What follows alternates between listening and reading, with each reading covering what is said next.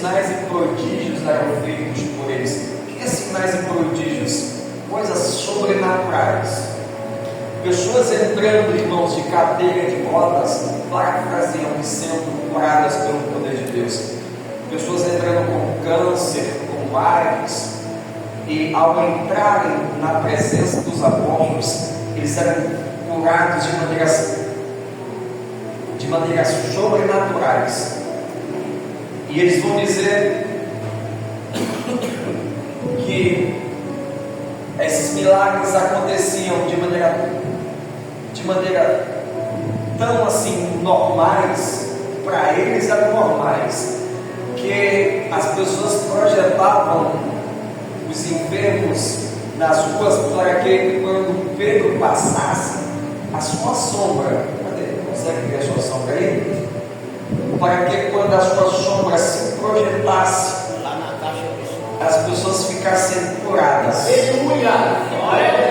Parece um conto assim de Walt Disney, parece um negócio assim de filme, de ficção. E a Bíblia continua dizendo, irmãos, nos versículos 13 e 14, que ninguém de fora ousava estar no meio deles aqui, ajuntar-se a eles, mas o povo tinha-os em grande estima. O povo de fora, irmãos, percebia que havia uma divisão. Eles enxergavam que estes eram diferentes. Você está me entendendo?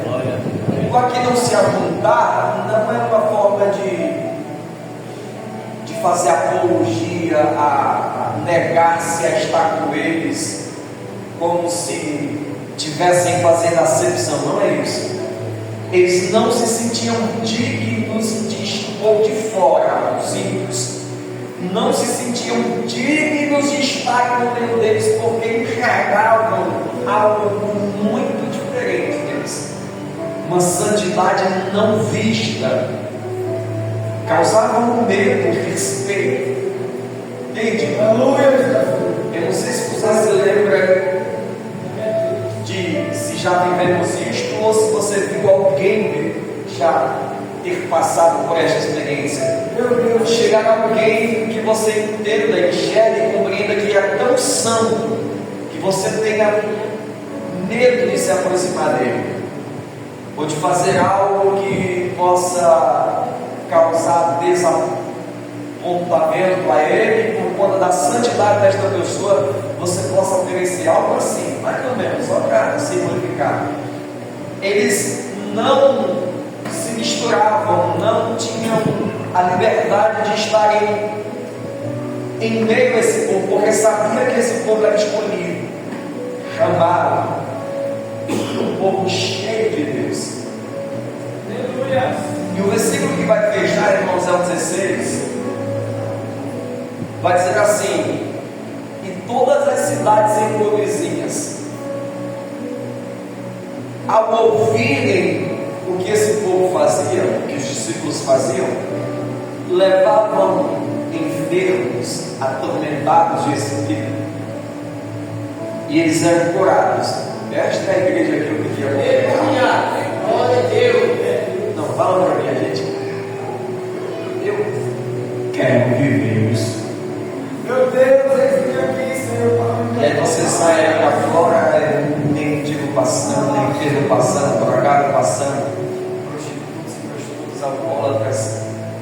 E se a gente abrisse as portas desse templo, pergunto para vocês, se eles entrassem, será que seriam curados? Eu tenho dúvida, e não é dúvida do poder de Deus, é de que se temos realmente esse poder para curá-los, sim ou não? Esta é uma palavra que precisa ser pregada, é o que nós queremos ver. Estou preparando o teu coração, porque vai pesar. Eu quero viver isso. Não abra mão, irmãos, de desejar viver isso. Eu quero viver esse cotidiano, eu quero viver, eu falo sério. Eu quero viver para ver que os filhos da Diaconisa Solidária, vão servir ao Senhor. Eu quero viver para ver, testemunhar que o filho da irmã Joelita vai se converter e vai se tornar um grande homem de Deus. Eu quero viver e entender que os filhos da irmã que chegou, a irmã Alessandra, os filhos ao filho da irmã Teresa. Eu quero viver para entender que através da adoração dela, do posicionamento dela, o inferno não vai vencer o que está nela, o que está em nós. Eu quero confessar e quero viver e entender que o pai da Letícia, os filhos, vão ser bem-aventurados nesse tempo.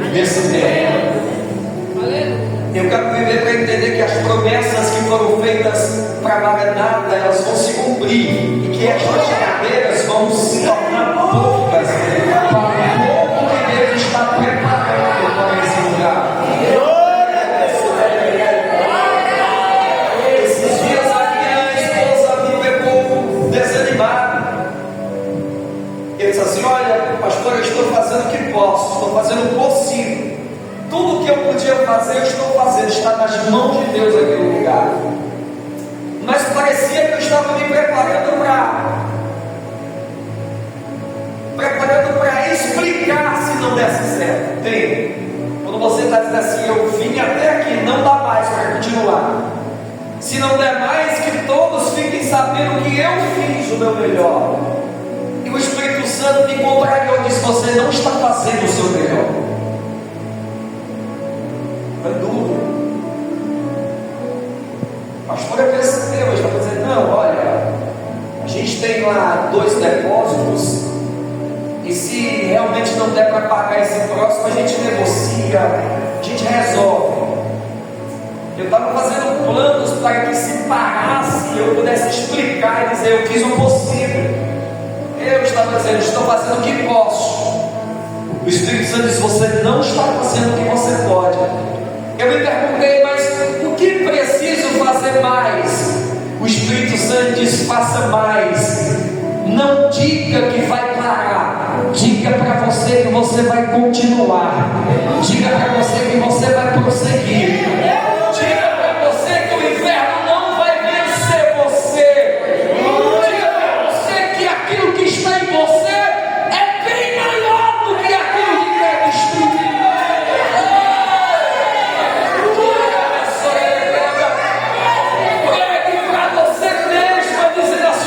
Filho vai sair deste lago, deste lodo, desses dias difíceis.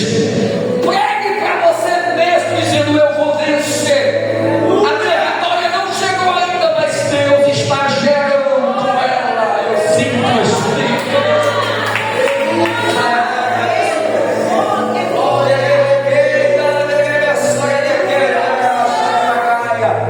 Nós podemos fazer mais, irmãos. Nós podemos orar mais, nós podemos nos esforçarmos mais, sim ou não? Nós fomos chamados não para da dor, eu vou repetir, nós não somos, o Espírito de Deus está aqui nesse lugar, Ele já está tocando em corações, e Ele está dizendo: eu não te chamei para coisas normais, eu vou repetir, eu te chamei para coisas sobrenaturais.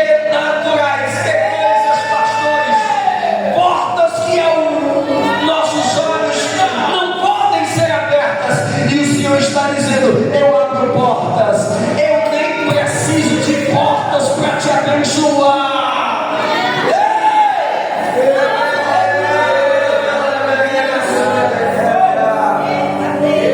Eu estou sentindo de Deus em profetizar milagres na tua vida. Levanta a tua mão. Eu profetizo que daqui não é jargão de pregador, antes que o ano de 2025 possa acabar, eu profetizo um prodígio de Deus na tua vida, eu profetizo o sobrenatural de Deus na tua vida. Tem gente que está recebendo de verdade. Eu profetizo mudança de vida, eu profetizo um milagre de Deus na tua vida. Se você recebe, dá glória a Deus, dá glória a Deus, dá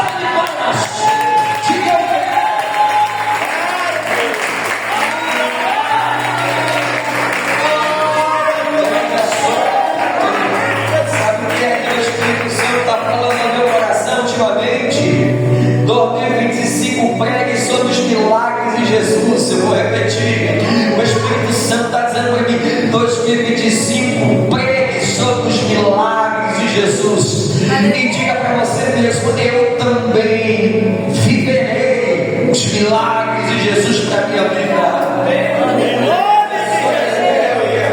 Imagina você chegando para Jesus: olha o caminho que o Espírito Santo está me fazendo caminhar. Ele está me lembrando e está dizendo: em 2025, creia, viva, alcance os milagres de Jesus. Que milagres, coisas que nós sabemos que o poder humano não pode realizar, o homem não pode ajudar, irmãos. O homem pode nos ajudar até certo ponto. É por isso que aquele leproso chega para Jesus e diz: eu sei, é mais ou menos dizer assim: eu sei que o Senhor é a única pessoa da terra que pode me ajudar. O leproso vai dizer: se tu quiseres, tu pode me curar. Mas Jesus vai dar uma resposta para aquele leproso, e eu pego essa resposta para mim também. Levanta a tua mão. Jesus vai dizer: eu quero, seja curado, eu quero, viva o meu milagre.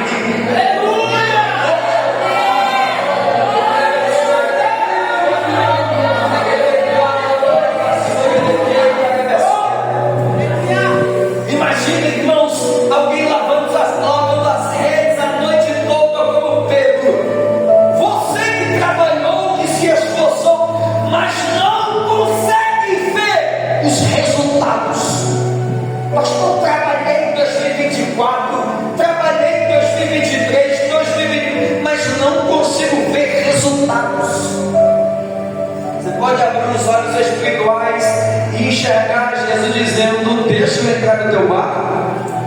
Ou de novo, imagina Jesus dizendo hoje: deixa eu entrar literalmente na tua vida, me dá as rédeas do barco, me dá o controle da tua vida, permita que eu possa te enviar onde eu quiser. Eu vou repetir: permita eu te ensinar a caminhar conforme a minha direção. Se eu andar e você obedecer, a tua pesca será sobrenatural. Ok, irmão? Jesus entrou no barco de Pedro e disse: Pedro, volta para o mesmo lugar. Mas Jesus, eu já pesquei. Volta para o mesmo lugar, joga as redes no mesmo lugar. E Pedro disse: Senhor, eu já tentei. Eu tentei em 2020, 2021, 2022, 2023, 2024. O Senhor está mandando eu fazer a mesma coisa em 2025. O que?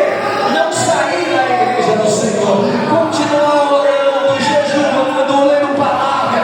E o que é que vai acontecer? Jesus está dizendo: agora que estou contigo, a multiplicação vai acontecer.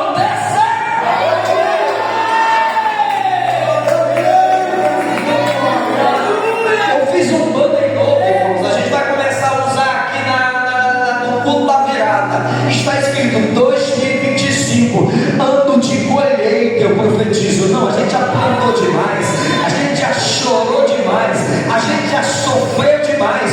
Eu profetizo colheita de Deus na minha vida. Eu profetizo colheita de Deus na tua vida. Eu profetizo colheita de Deus na tua vida.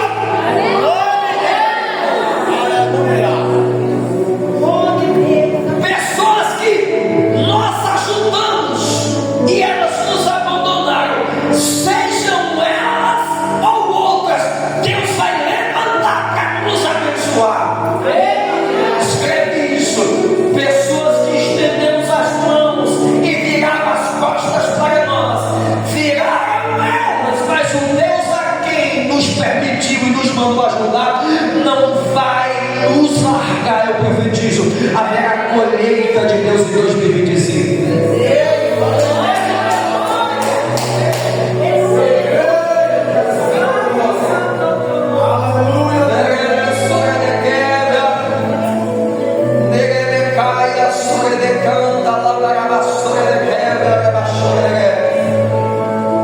Pessoas que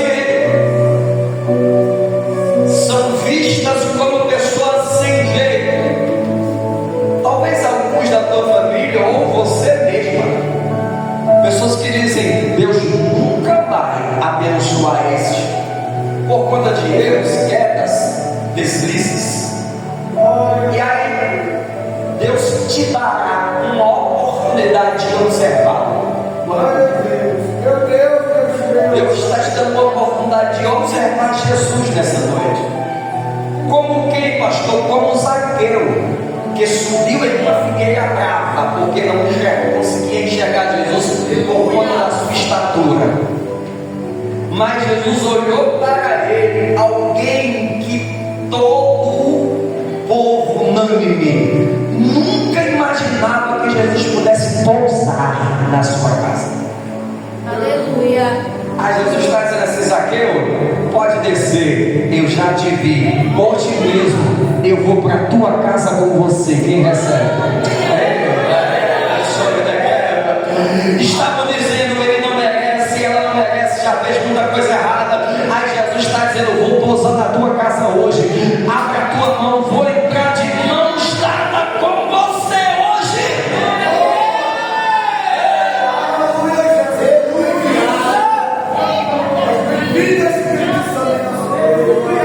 Eu me perguntei hoje, o que essa igreja de Atos capítulo 5, versículo 12 ao 16, o que essa igreja tinha que não temos?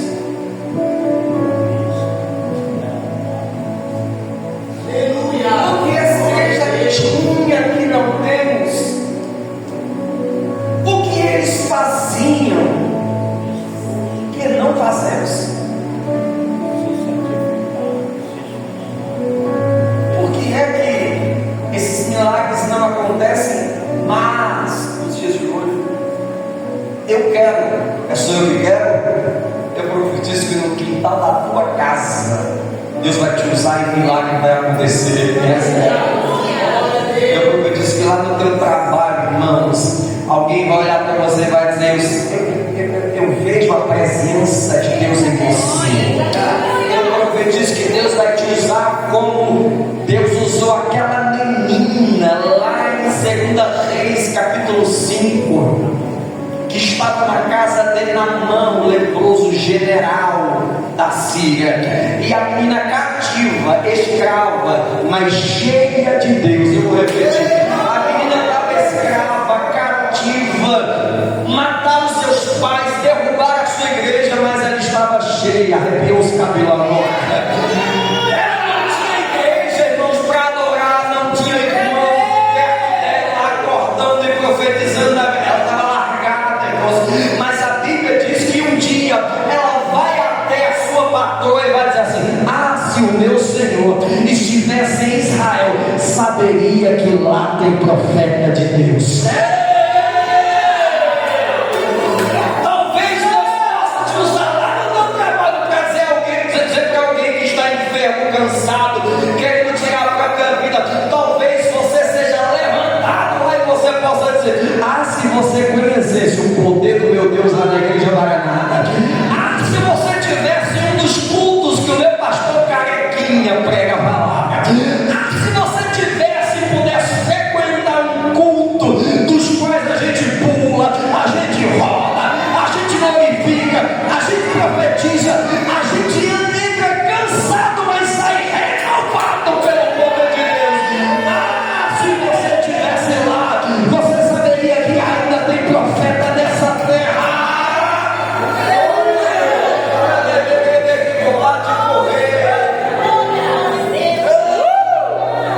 Segura o relógio lá. O que eles tinham que nós não temos, o que eles faziam que nós não fazemos. Atos capítulo 4, se puder colocar aqui Atos capítulo 4, só volta versículo 32 ao 34. Olha isso. Quem pode dizer glória a Deus para poder glorificar?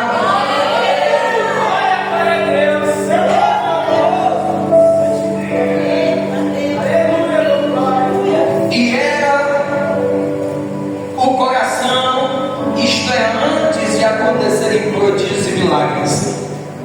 Quem escreveu Atos dos Apóstolos vai dizer que era o coração e alma de quem? De um só? De dois? De 3. Não, era o coração e a alma da multidão dos que criam, e era o coração e a alma da multidão dos que criam, vírgula, entendeu?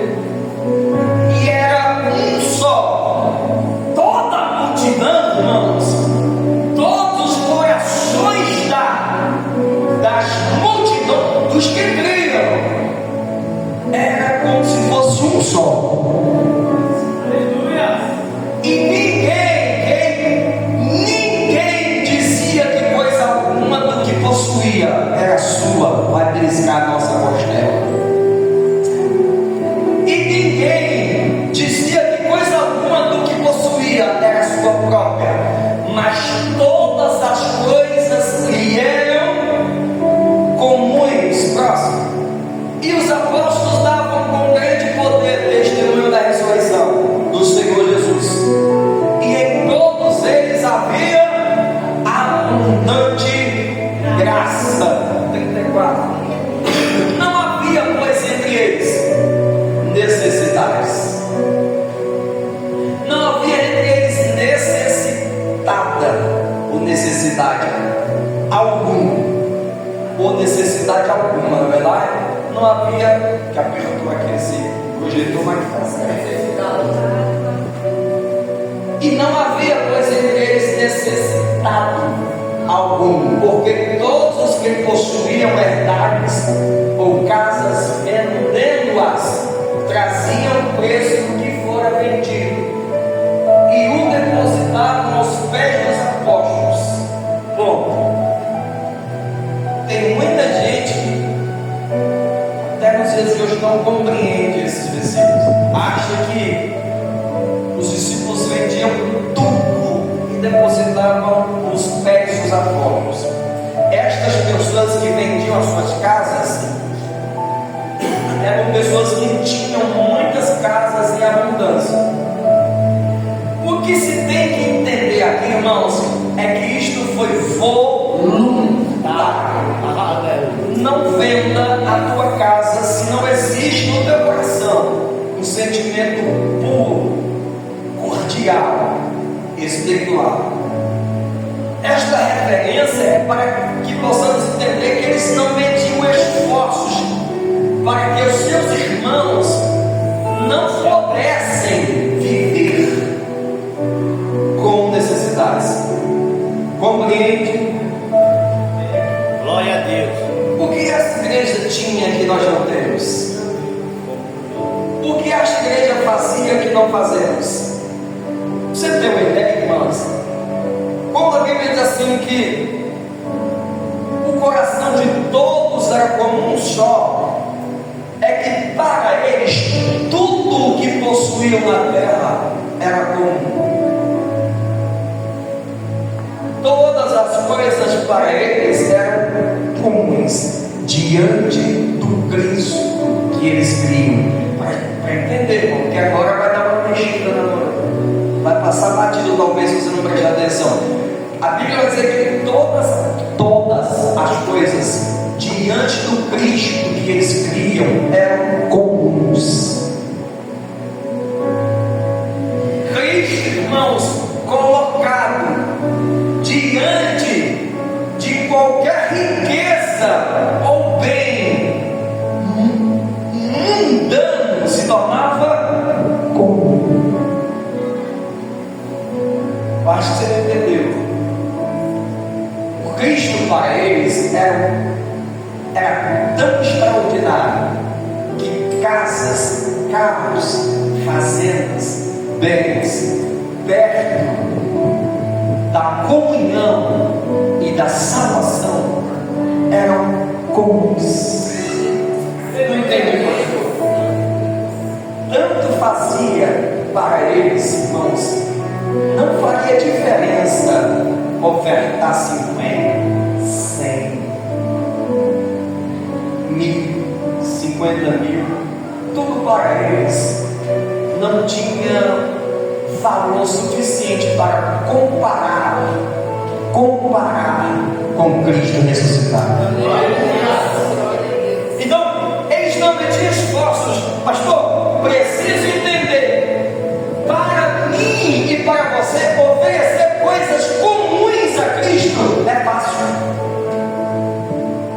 Sim ou não? Sim.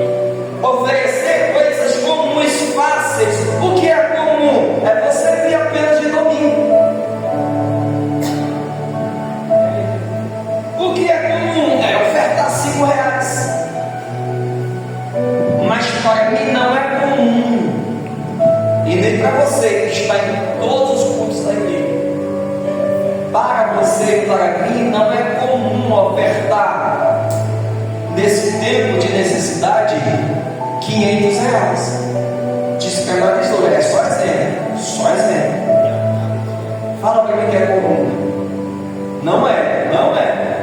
Você, não, teve uma menina que veio ofertar aqui, ela fez uma oferta e ela não entrou aqui no casamento.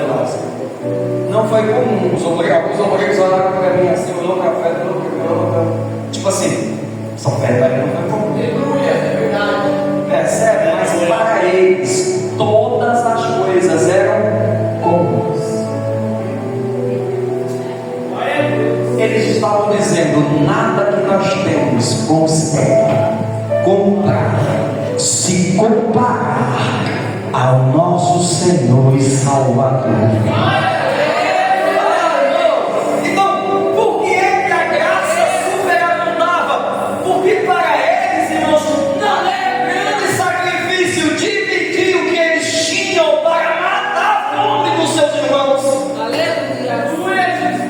Não era um sacrifício, irmãos. Não é nem perder, é se despojar, se desprender de bens para que a obra do Senhor, para que alguém pudesse ser alcançado. Quem está me entendendo? Glória a Deus. A convicção deles era tão forte sobre submissão ao Senhor que tudo que possuíam para eles era comum. Mais que isso, os valores terrenos que para muitos, vou repetir, o Espírito Santo exprime assim, pastor André, os valores terrenos que para muitos eram as suas prioridades e tornavam objetivos, se tornavam para eles comum diante da causa de Cristo. Ou seja, o reino era para eles o maior troféu, a prioridade, as suas prioridades e primazia. Aleluia. Glória a Deus. Então me diz que você está entendendo por que o Espírito Santo andava coladinho, abraçadinho. E diga porque a sombra de Pedro, irmãos, curava. É porque o céu olhava para Pedro e dizia: é meu por completo. Não se divide por nada desse mundo. Nada que existe na terra pode corromper o coração dele. Eu vou repetir. O inferno olhava e dizia: para eles já perdemos. Para eles nós temos que obedecer e se prostrar. Lembre de Jesus quando chega em Gadara, irmãos, que ele está processando lá o Gadareno uma legião de demônios. Você sabe o que é uma legião de demônios? Mais de 6.000 demônios chegam um Nazareno pisa em Gadara, irmãos, e toda a legião, mais de 6.000 demônios se prostram e dizem: dá-nos uma ordem e não ousaremos em desobedecer. É muito poder, irmãos. Aleluia. Jesus vai perguntar: qual é o teu nome? Lá. Qual é o teu nome? E eles vão responder: Legião, porque somos muitos. Aí, irmão, a Jesus tem um diálogo que é doido, diálogo de louco. Geralmente nós tememos os demônios, senhor não? Deve entender, irmão. Tem crente aqui que assiste filme de terror e grita com medo, cobre a cabeça com cobertor. Estou doido para revelar, mas não falo. Eu sou um filme exorcista, mas se assistir, passa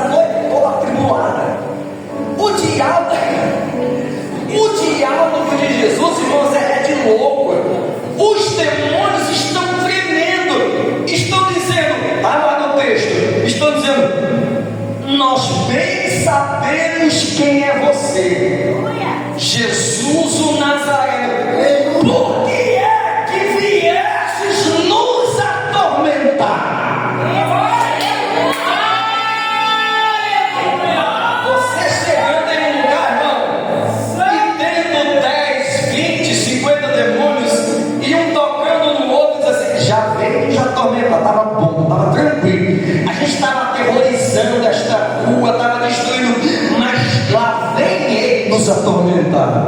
Quem recebe essa palavra, irmão, em nome de Jesus, eu profetizo, irmãos, você pode chegar em um patamar que quando você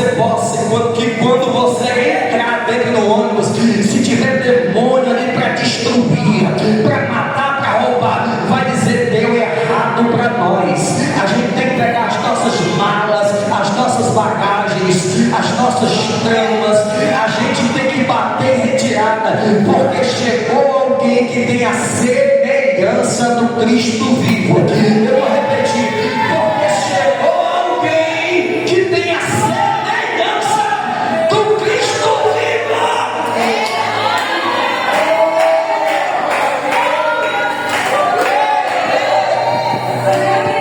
Esta é a igreja. Eles tinham o que nós temos, eles tinham o que nós não temos. Vou de novo, bem para você entender. Eles tinham o que nós não temos, e nós temos o que eles não tinham. É só olhar para o teu smartphone, é só você olhar para o teu sapato lindo, brilhoso, couro de jacaré, de R$300. Falei, pronto. Eles tinham o que nós não temos, unção, e nós temos Smart TV, ele para 4K de 50 polegadas, que eles não tinham, e que se torna para nós ídolos, e que tomam o lugar de Cristo em nós.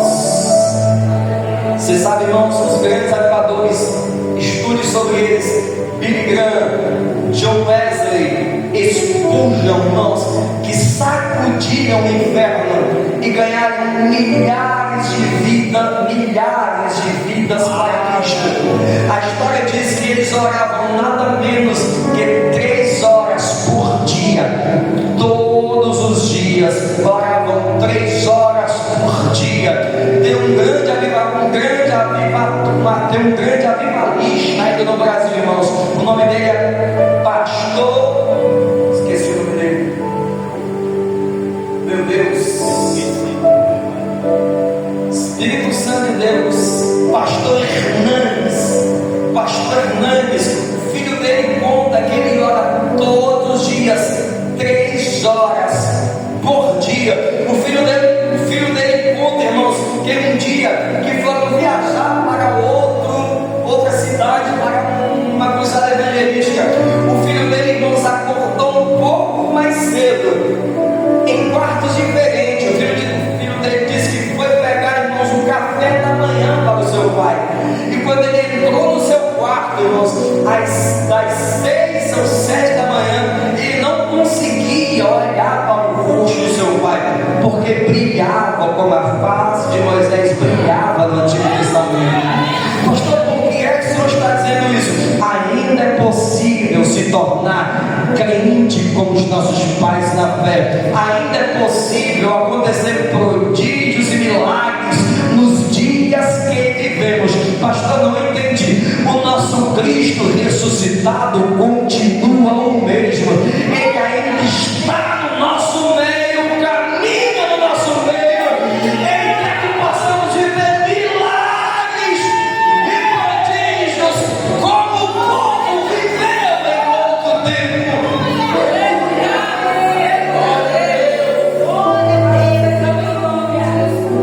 Acabou, finalizando.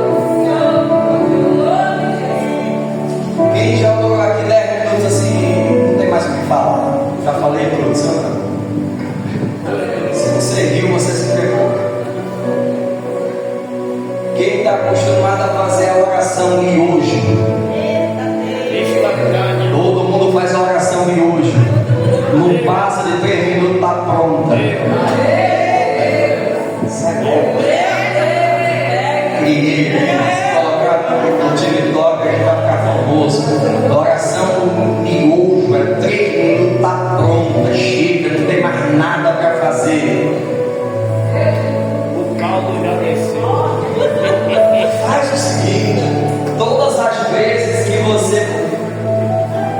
orar e você perceber que não tem mais nada para falar, dá 2 minutos para o Espírito Santo. Continua mais 2 minutos de joelho. Sabe que o Espírito Santo ele vai dizer: calma, eu vou afastar as potestades e principados para que a tua mente volte para o espiritual e você vai lembrar de coisas que agora você não estava lembrando. E você vai começar a orar 10 minutos, 20 minutos, 30 minutos, 1 hora. Daqui a pouco, irmão,